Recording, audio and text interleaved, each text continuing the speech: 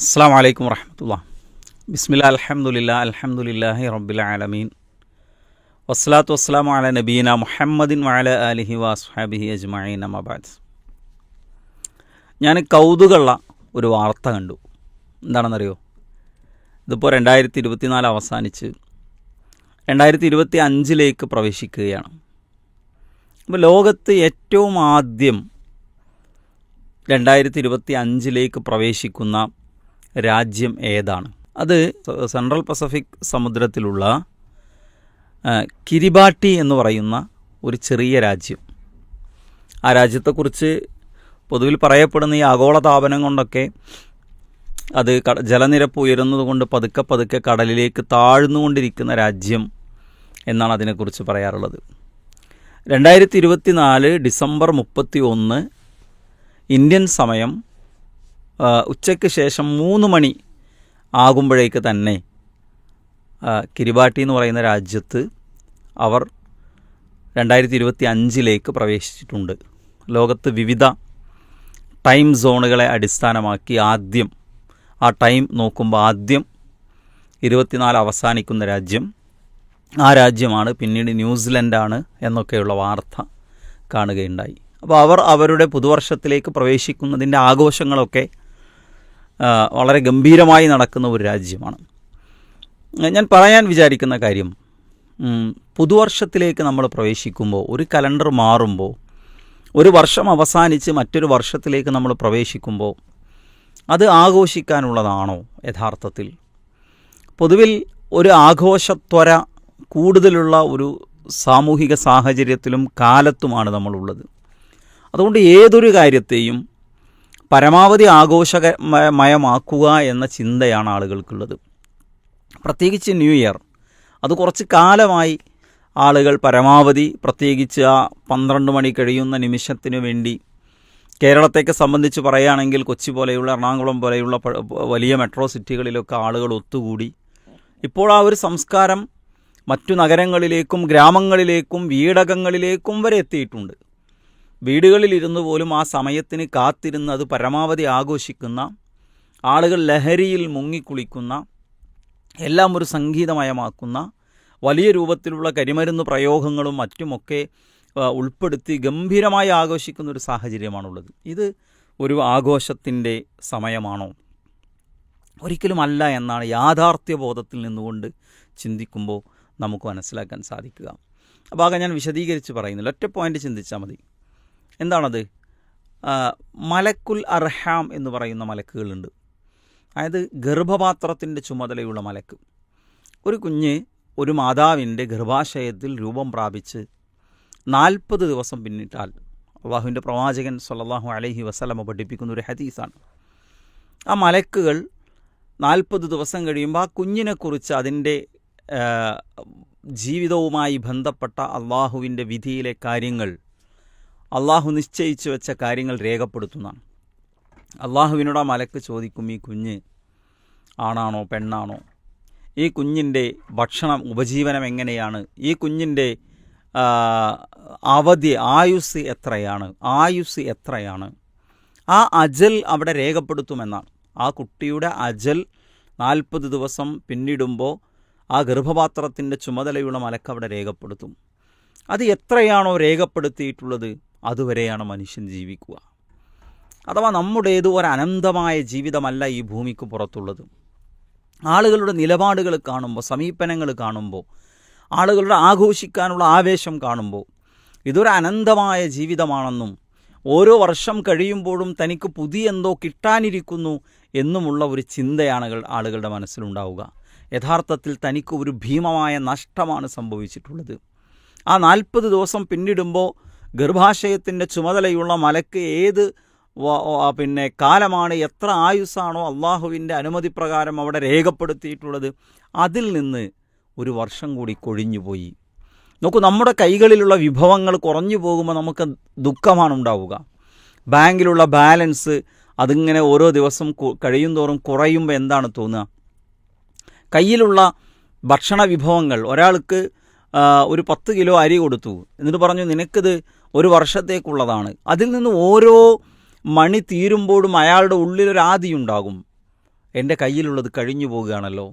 പണം കഴിഞ്ഞു പോകുമ്പോൾ മനസ്സിലൊരു പേടിയുണ്ടാവും. തൻ്റെ കയ്യിലുള്ളത് യാത്ര പോകുന്നു, ദീർഘമായ യാത്ര പോകുന്നു, എണ്ണപ്പെട്ട പണമാണ് കയ്യിലുള്ളത്. അതിൽ നിന്ന് ഓരോ രൂപ കുറയുമ്പോഴും, ഓരോ ഡോളർ കുറയുമ്പോഴും, ഓരോ ദിർഹമോ റിയാലോ ദീനാറോ എന്തോ ആകട്ടെ, അത് കുറയുമ്പോഴും മനുഷ്യൻ്റെ ഉള്ളിലുണ്ടാകുന്നത് പേടിയാണ്. ഇത് കഴിഞ്ഞു പോകുന്നു.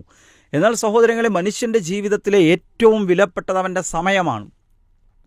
പകരം വെക്കാനില്ലാത്തത്, വില കൊടുത്തു വാങ്ങാൻ കഴിയാത്തത്.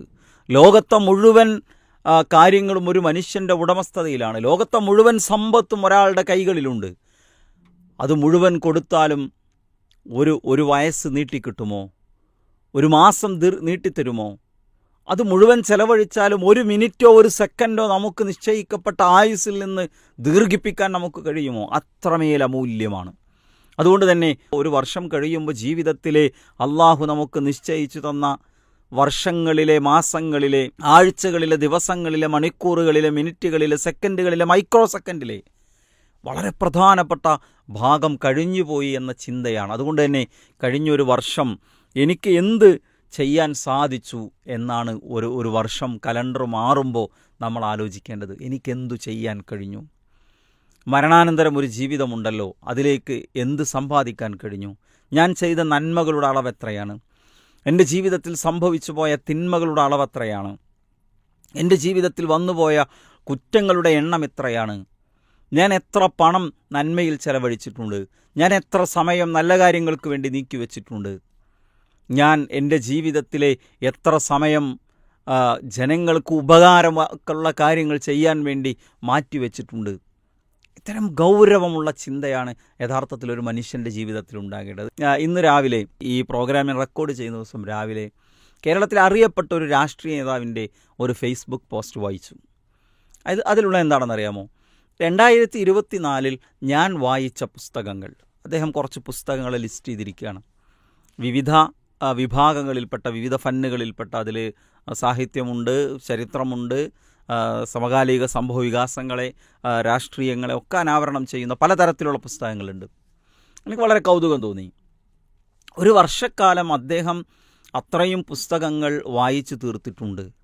ഞാൻ പറയുന്നത്, പുതിയൊരു വർഷത്തിലേക്ക് പ്രവേശിക്കുമ്പോൾ നമ്മൾ പ്ലാൻ ചെയ്യേണ്ടതാണ്. നമുക്കൊരു പ്ലാനാണ് ഉണ്ടാകേണ്ടത്. നമ്മൾ ആസൂത്രണം ചെയ്യേണ്ടത് അടുത്തൊരു വർഷക്കാലം ഇൻഷാ അല്ലാഹ് അള്ളാഹു നമുക്ക് ആയുസ് ദീർഘിപ്പിച്ച് തരികയാണെങ്കിൽ ഞാൻ എത്ര പുസ്തകങ്ങൾ വായിക്കും? ഞാൻ ഏതെല്ലാം പുസ്തകങ്ങൾ വായിക്കും? ഞാൻ എത്ര ഖുർആൻ ആയത്തുകൾ മനഃപ്പാഠമാക്കും? ഞാൻ വിശുദ്ധ ഖുർആനിൽ നിന്ന് എത്ര അധ്യായങ്ങളുടെ ആശയം പഠിക്കും? എനിക്ക് എത്ര തവണ ഖുർആൻ ഓതി തീർക്കാൻ സാധിക്കും? എൻ്റെ സമ്പത്ത്, എനിക്ക് ഒരു ദിവസത്തിലുള്ള വരുമാനം, അല്ലെങ്കിൽ ഒരാഴ്ചയിലുള്ള വരുമാനം, അല്ലെങ്കിൽ ഒരു മാസത്തിലുള്ള വരുമാനം, അതിൽ നിന്ന് നന്മയ്ക്കു വേണ്ടി പാവങ്ങളെ സഹായിക്കാൻ, പാവപ്പെട്ടവർക്ക് വീടുണ്ടാക്കി കൊടുക്കാൻ, അള്ളാഹുവിൻ്റെ മാർഗത്തിലേക്ക്, ദീനി സ്ഥാപനങ്ങളിലേക്ക് എത്ര വിഹിതം നീക്കിവെക്കാൻ കഴിയും? അങ്ങനെ ഓരോ ആഴ്ചയും, ഓരോ ദിവസവും, അല്ലെങ്കിൽ ഓരോ മാസവും നീക്കിവെക്കുന്ന തുക, അതൊരു വർഷത്തേക്ക് ഞാൻ ഇപ്പോൾ പ്ലാൻ ചെയ്യുകയാണെങ്കിൽ 2025 എനിക്ക് എത്ര രൂപ ഇനത്തിൽ ചെലവഴിക്കാൻ കഴിയും? നമുക്ക് ഈ അറബ് ലോകത്തൊക്കെ പള്ളി ഉണ്ടാക്കി കൊടുക്കുന്ന, മദ്രസകൾക്കൊക്കെ സംഭാവന നൽകുന്ന ധാരാളം അറബ് സഹോദരങ്ങളുണ്ട്.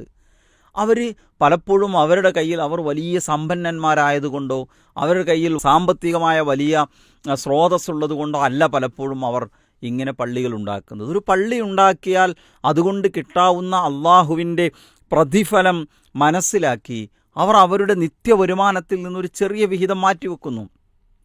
മാറ്റിവെച്ച് ഒരു 5 വർഷം കഴിയുമ്പോൾ, 10 വർഷം കഴിയുമ്പോൾ, 20 വർഷം കഴിയുമ്പോൾ ഒരു വലിയ തുകയായി മാറും. അതുകൊണ്ടവർ ഏതെങ്കിലും ഒരു പ്രദേശത്ത് പോയി ഒരു പള്ളി ഉണ്ടാക്കി കൊടുക്കും. നിങ്ങൾ നോക്കൂ, മൻ ബനാലില്ലാഹി മസ്ജിദൻ, അള്ളാഹുവിന് വേണ്ടി ഒരു വീട് ഒരാളുണ്ടാക്കിയാൽ, കമഫ്ഹസത്തെ ഖതാത്തിൻ, ഒരു കാടപ്പക്ഷിയുടെ കൂടിനോളം വലുപ്പമുള്ളത്, ഔ അസ്ഗറ, അല്ലെങ്കിൽ അതിനേക്കാൾ ചെറുതുണ്ടാക്കിയാൽ, ബനല്ലാഹു ലഹു ബൈതൻ ഫിൽ ജന്ന, അള്ളാഹു അയാൾക്ക് സ്വർഗത്തിലൊരു വീടുണ്ടാക്കി കൊടുക്കുന്നതാണ്. ഒരു 10 കൊല്ലത്തെ അധ്വാനത്തിൻ്റെ ഒരു വിഹിതം മാറ്റിവെക്കുന്നത് എന്തിനു വേണ്ടിയാണ്? ഇവിടുത്തെ സ്വപ്നങ്ങളെ പൂവണിയിക്കാനല്ല, ഇവിടുത്തെ ലക്ഷ്യങ്ങളെ സാക്ഷാത്കരിക്കാനല്ല, സ്വർഗത്തിലേക്കൊരു വീട് എന്ന സ്വപ്നത്തെ പൂവണിയിക്കാനാണ്.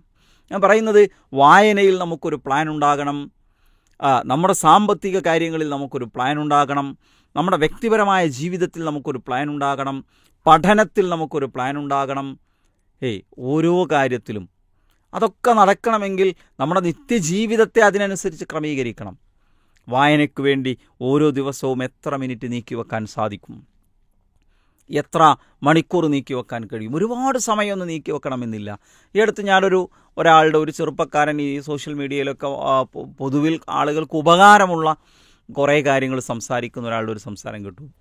അതിലെത്ര കണ്ട് വസ്തുതയുണ്ട് എന്നറിയില്ല. പക്ഷെ അത് നമുക്ക് ചിന്തിക്കുമ്പോൾ നമ്മുടെ ലോജിക്കിനെ തൃപ്തിപ്പെടുത്തുന്നതാണ്. നമുക്ക് ബുദ്ധിപരമായി അത് ശരിയാകാമെന്ന് തോന്നുന്നൊരു സംഗതിയാണ്. എന്തായാലും അദ്ദേഹം പറഞ്ഞെന്നറിയോ, ഒരാൾ ഒരു വിഷയം അയാൾക്ക് താല്പര്യമുള്ളൊരു വിഷയത്തിൽ എല്ലാ ദിവസവും അരമണിക്കൂർ അയാൾ വായിക്കുന്നു. ഒരു വിഷയം, ഏതെങ്കിലും ഒരു വിഷയം, ഉദാഹരണം ഇയാൾക്ക് ശാസ്ത്രമാണ്, അത് ചരിത്രമാണ്. ചരിത്രത്തിൽ എല്ലാ ദിവസവും അയാൾ അരമണിക്കൂർ ചരിത്രം വായിക്കാൻ വേണ്ടി നീക്കി വെച്ചാൽ 5 വർഷം കൊണ്ട് അയാൾ ആ വിഷയത്തിലെ ലോകത്തിലെ നമ്പർ 1 ആകുന്നതാണ്. ലോകത്തിലെ നമ്പർ 1 ആകും. 5 വർഷം എല്ലാ ദിവസവും അരമണിക്കൂർ അയാൾ ഒരു പ്രത്യേകമായിട്ടുള്ള വിഷയം വായിക്കാൻ വേണ്ടി നീക്കി വെച്ചാൽ. നമുക്ക് നമ്മൾ മതം പഠിക്കാനാണ് ആഗ്രഹിക്കുന്നത് എങ്കിൽ എല്ലാ ദിവസവും അരമണിക്കൂർ നമ്മൾ നീക്കി വെക്കുക. 15 മിനിറ്റ് ആണെങ്കിലോ 5 എന്നുള്ളത് കുറച്ചുകൂടി കാലം കൂടും. നമുക്ക് ലോകത്തെ നമ്പർ 1 ആകണം എന്ന് നിർബന്ധമൊന്നുമില്ലല്ലോ. പക്ഷെ നമ്മൾ എന്താണോ അറിയാൻ ആഗ്രഹിക്കുന്നത് അതിൻ്റെ ആഴങ്ങളിലേക്ക് ഇറങ്ങിച്ചെല്ലാൻ നമുക്ക് സാധിക്കും. അപ്പോൾ വായിക്കണമെന്ന് ആഗ്രഹിക്കുന്നവന് ദിവസത്തിൽ അതിനൊരു സമയം ഉണ്ടാകണം. പഠിക്കണമെന്ന് ആഗ്രഹിക്കുന്ന ദിവസത്തിൽ അതിനൊരു സമയം കണ്ടെത്തണം. അയാൾ സാമ്പത്തികമായി സഹായിക്കണം, എന്തെങ്കിലുമൊക്കെ ചെയ്യണമെന്ന് വിചാരിക്കുന്ന ഒരു മനുഷ്യനെ സംബന്ധിച്ചിടത്തോളം അയാൾ അതിനുവേണ്ടി തൻ്റെ വരുമാനത്തിൽ ഒരു നിശ്ചിത വിഹിതമെന്ന് പ്ലാൻ ചെയ്ത് മാറ്റിവെക്കണം. എന്നാൽ ഒരുപാട് കാര്യങ്ങൾ ചെയ്യാൻ സാധിക്കും. അതുകൊണ്ട് 2024 തിരിഞ്ഞു നോക്കുമ്പോൾ നമുക്കൊരു നിരാശയാണ് തോന്നുന്നതെങ്കിൽ, വെറുതെ ഒരു വർഷം കഴിഞ്ഞു പോയല്ലോ, എനിക്ക് പ്രത്യേകിച്ചൊന്നും വ്യക്തിപരമായോ കുടുംബത്തിന് വേണ്ടിയോ നാടിനു വേണ്ടിയോ സമൂഹത്തിന് വേണ്ടിയോ ഒന്നും ചെയ്യാൻ കഴിഞ്ഞില്ലല്ലോ, കുറ്റങ്ങൾ ഒരുപാടുണ്ട് എന്ന ഒരു ചിന്തയാണുള്ളെങ്കിൽ ആത്മാർത്ഥമായി അള്ളാഹുവിലേക്ക് തപിച്ചു മടങ്ങാനുള്ള സമയമാണിത്, ഖേദിച്ചു മടങ്ങാനുള്ള സമയമാണിത്. അതോടൊപ്പം അടുത്തൊരു വർഷം പിന്നിടുമ്പോഴും അള്ളാഹു ആയുസ്സത്തെ അനുഗ്രഹിക്കുകയാണെങ്കിൽ ഇങ്ങനെ വിലപിക്കേണ്ട, നിരാശപ്പെടേണ്ട ഒരവസ്ഥ ഉണ്ടാകാതിരിക്കാൻ ഒരു നല്ല പ്ലാൻ. ഈ സംസാരം കേട്ടുകഴിഞ്ഞാൽ നിങ്ങളൊരു പേനയെടുക്കണം, ഒരു പുസ്തകമെടുക്കണം. അതിൽ വൃത്തിയായി എന്നും പെട്ടെന്ന് കീറിപ്പോകുന്ന നശിച്ചു കളയുന്നൊരു പുസ്തകമല്ല, സൂക്ഷിച്ചു വെക്കുന്ന ഒരു ഡയറിയിൽ, ഒരു പുസ്തകത്തിൽ, ഒരു പേപ്പറിൽ നിങ്ങളുടെ ദിവസങ്ങളെ, മാസങ്ങളെ, ആഴ്ചകളെ പ്ലാൻ ചെയ്ത് അതിൻ്റെ ലക്ഷ്യം അതിൻ്റെ താഴെ എഴുതി വെച്ച് അത് ഇന്നൊന്നെടുത്തു നോക്കി അത് യാഥാർത്ഥ്യമാക്കാൻ സാധിച്ചാൽ അടുത്തൊരു വർഷം ഇൻഷാ അല്ലാഹ് നമുക്ക് ഫലപ്രദമാക്കാൻ സാധിക്കും. ഈ ഒരു പുതിയ വർഷത്തിലേക്ക് മാറുമ്പോൾ അത്തരമൊരു ചിന്തയാകട്ടെ നമ്മെ നയിക്കുന്നത്. അള്ളാഹു അനുഗ്രഹിക്കട്ടെ. അല്ലാഹുമ്മ സ്വല്ലി അലാ മുഹമ്മദിൻ വഅലാ ആലിഹി വസ്ഹബിഹി വസല്ലം. വൽഹംദുലില്ലാഹി റബ്ബിൽ ആലമീൻ. അസ്സലാമു അലൈക്കും വറഹ്മത്തുള്ളാഹി.